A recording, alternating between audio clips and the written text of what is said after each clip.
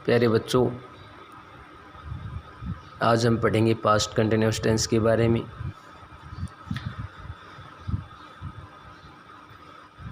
जब कोई वाक्य यह प्रकट करता है कि कोई कार्य भूतकाल में चल रहा था तो यह कौन सा टेंस होगा? Past continuous tense. ठीक है, ये ध्यान रखना हमें। इसकी हिंदी पहचान देखिए। हिंदी वाक्य के अंत में रहा था, रही थी, रहे थे या हुआ था, हुई थी, हुए थे पाया जाता है। ठीक है, यानी प्रेजेंट कंटिन्यूअस में हमने पढ़ा था रहा है, रही है, रही हैं, इस प्रकार से पढ़ा था। पास्ट में क्या हो जाएगा? रहा था, रही थी। हेल्पिंग वर्ब इसमें हो जाएगी वाज वर। मेन वर्ब किसमें? फर्स्ट फॉर्म प्लस में आईएनजी, जो कि प्रेजेंट कंटिन्यूअस टेंस में भी यही थी और प्रेजेंट परफेक्ट कंटिन्यूअस टेंस में भी यही थी। एफर्मेटिव सेंटेंस प्यारे बच्चों, इसका पैटर्न होगा सब्जेक्ट प्लस वाज या वर प्लस वर्ब की फर्स्ट फॉर्म प्लस में आईएनजी, प्लस में जो रिमेनिंग पार्ट है वो लास्ट में फुल स्टॉप। जैसे मैं अपनी किताब पढ़ रहा था, I was reading my book. Was और वर से संबंधित यानी वाज का प्रयोग कहाँ पर होगा, वर का प्रयोग कहाँ पर होगा, इससे संबंधित रूल देखिए। ही, सी, इट, आई और एक वचनकर्ता के साथ में वाज लगाना है, आई के साथ में वाज लगाना है। यू, वी, दे और बहुवचनकर्ता के साथ वर का प्रयोग करना है। ठीक है। नेगेटिव सेंटेंस, इसका पैटर्न होगा सब्जेक्ट प्लस वाज या वर प्लस नॉट, प्लस में वर्ब की फर्स्ट फॉर्म और प्लस में आईएनजी।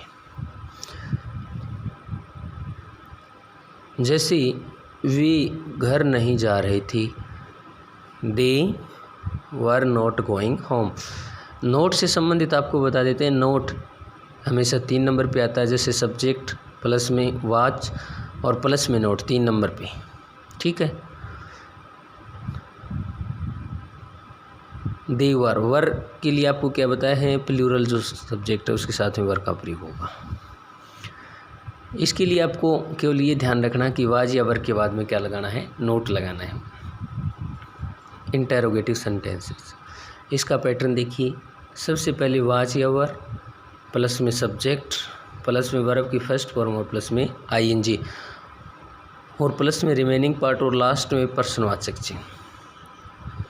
जैसे क्या हम बाजार जा रहे थे, क्या हम बाजार जा रहे थे, लास्ट में देखा रहे थे और क्या शुरुआत में है, तो ये हमने तुरंत पहचान लिया कि इंटेरोगेटिव सेंटेंस है। Were we going to the market, हम यानी वी के लिए यहाँ पे वर है। इंटेरोगेटिव सेंटेंस में वाज या वर कर्ता से पहले लगाते हैं, ये बात हम अच्छी तरीके से जानते हैं, पहले पढ़ चुके हैं टेंस ये। वह कमरे में क्या कर रहा था। यदि इस प्रकार से सेंटेंस, एक तो ये सेंटेंस क्या हम बाजार जा रहे थे यानी पर्सन सूचक शब्द पहले और इसमें क्या है? पर्सन सूचक शब्द बीच में है। तो इस प्रकार से सेंटेंस है तो उसके लिए आपको क्या करना है?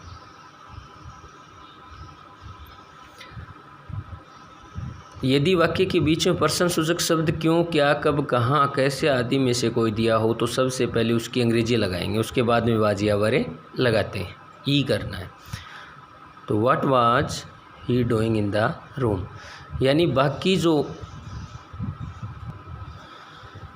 बाकी क्या रहेगा? सेम रहेगा। देखो यहाँ से इसमें केवल हमने ये डब्ल्यू से शुरू ई लगाया है। इसकी पहचान देखिए, अंग्रेजी पहचान। इस प्रकार के वाक्यों की कोई विशिष्ट पहचान नहीं होती है, परंतु इन वाक्यों में at that time, at that moment, those days, then जैसे एडवर्ब व्हाइल आते हैं। ठीक है। इसी प्रकार व्हाइल से जुड़े 2 वाक्यों में से यदि एक वाक्य पास्ट कंटिन्यूअस में हो तो दूसरा भी उसी टेंस में मानना चाहिए। Fill in the blanks with correct form of the verb. आपको इस प्रकार से क्वेश्चन पूछा जाएगा, तो हमें क्या करना है, करेक्ट फॉर्म भरना है। वाइल सी, देखो वाइल से जुड़ा हुआ, अभी ये बताया वाइल से जुड़ा यदि दो वाक्य जुड़े हुए हैं तो उनमें पहला वाक्य पास्ट कंटिन्यूस का तो दूसरा भी पास्ट कंटिन्यूस से मानना चाहिए। तो वाइल सी वाज कुकिंग, यहाँ पे कुक और प्ले कोष्टक में दिया हुआ है, तो सी के साथ में किसका प्रयोग करेंगे, वाज का। While she was cooking the food the children, ये प्लूरल होगा, इसके लिए यहाँ पे वर का प्रयोग हुआ है।